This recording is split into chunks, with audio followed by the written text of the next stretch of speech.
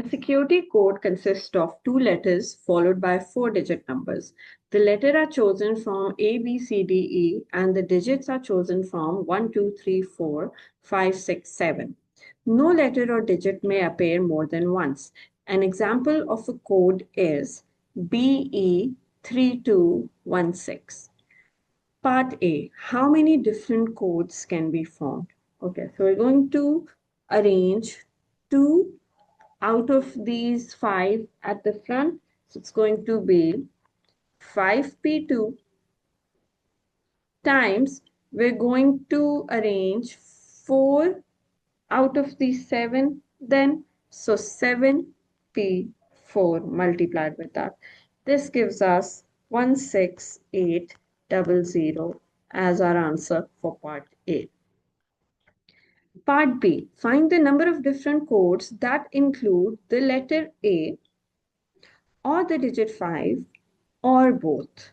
Okay, so we're going to do this in parts. We're going to say that only letter A is there, 5 is not there, or only digit 5 is there, or both are there. Okay, let's say only letter A is there and digit 5 is not there. So if we have to arrange letter A in one of these slots, it's going to be 2p1 because A can be here or A can be here. It's going to be 2p1 times, now A would be arranged and then the other letter could be any one of these B, C, D, E. So it's going to be 4p1 into 4p1 times, now these 4 could be anything but this 5. So that's 1, 2, 3, 4, 5, 6, 6p4. So 2p1 into 4p1 into 6p4. This gives us 2880. Next would be only digit 5. So that means A is not in the first two slots. So exclude A and we have 4 more other letters available. So we're going to do 4p2 for these first two slots.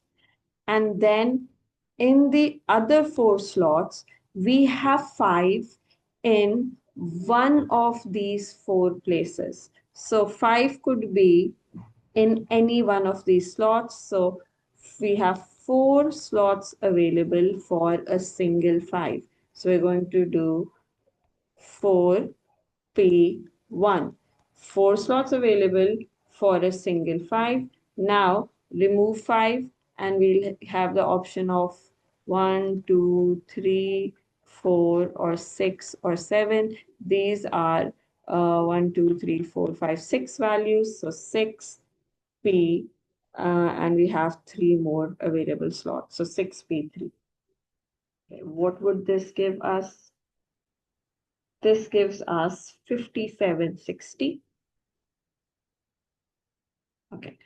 And then we're going to choose, then we're going to consider the case where both A is there in either one of these two or 5 is there in any one of these 4. Okay, so again for A has 2 available slots. So 2p1, we have 2 available slots for that single A times, take away that A and we have 4 more alphabets left and 1 slot left. So 4p1 times, here we'll have 5 in one of those 4 slots. So 4p1. And then we'll have another 6 digits, but we just have 3 slots available for them. So 6p3.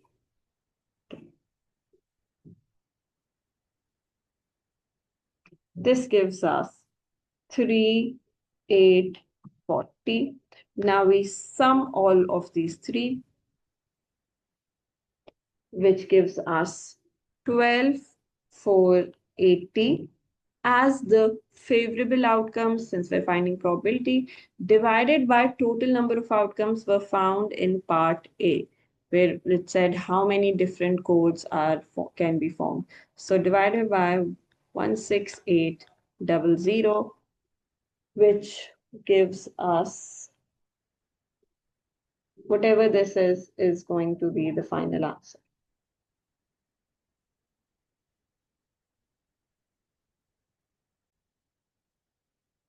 Oh, I'm so sorry. We were doing part B and there's no probability in part B. So the answer for part B is just this.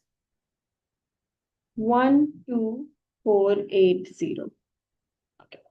Next is part C, which is a question on probability. So we need to do favorable outcomes divided by total outcomes. Okay. So for part C,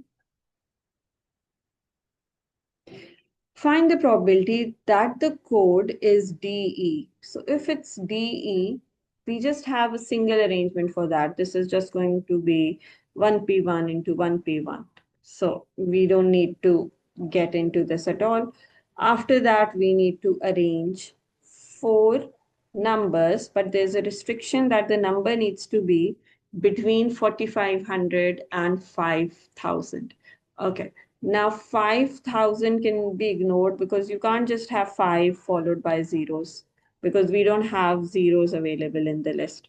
So ignore 5,000. We need a number that is greater than 4,500. So we can have 45 or any any two numbers here, or we can have 4 and we can have 6 here, or we could have 7 here as well, because we also have 6 and 7 in the list.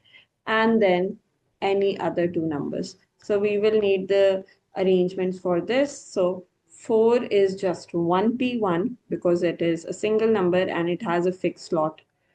Times 5 will also be 1P1 because it's a single number and it has one available slot.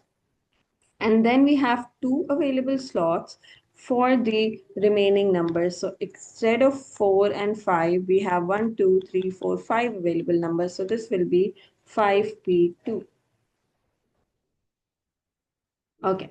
And for the next one, this is just 1P1 into this is going to be 2P1 because we have two available options here. It could be 6 or it could be 7. So 2P1 times, now take away 4 and 1 of 6 or 7, and again we'll have 5 uh, numbers left and 2 slots left. So 5P2.